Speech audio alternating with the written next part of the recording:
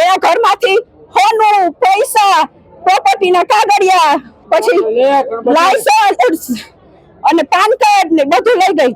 અને હા, ઈ ચકુબેન. પછી આજે શું ઘટના? અને ઓલું શું કહેવાય, બહાર જાય ને પાસપોર્ટ બધું પ્લાનિંગ પ્રમાણે બધું લઈને વહી ગઈ.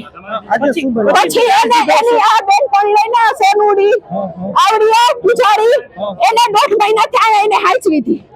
ઈ જ ચડાવતી હતી, ઈ જ બેને ભણવા નહોતી દેતી. મારો ભાઈ હાથ પગ જોડતો ગયો તો કે તું પાછી આવી જા, તે જે થયું ઈ હું તને તો સ્વીકારવા તૈયાર છું.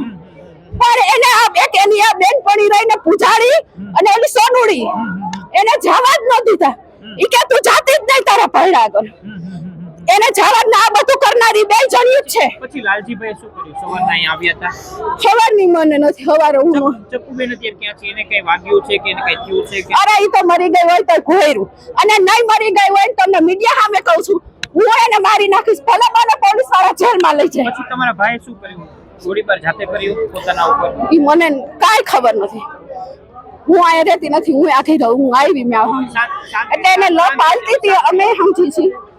પણ આવો જવાન જૂથ મારા શું કામ ત્યારે આટલું પગલું ભરે કે હદ મારું થઈ ગયું હોય ને ત્યારે એ આટલું પગલું ભરે.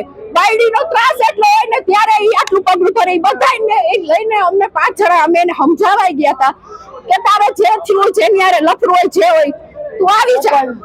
અમે એને એટલે કે એનો છોકરો 20 વર્ષનો છે ને એના હાટુ ગયા હતા કે છોકરાને જિંદગી બરબાદ ન થાય.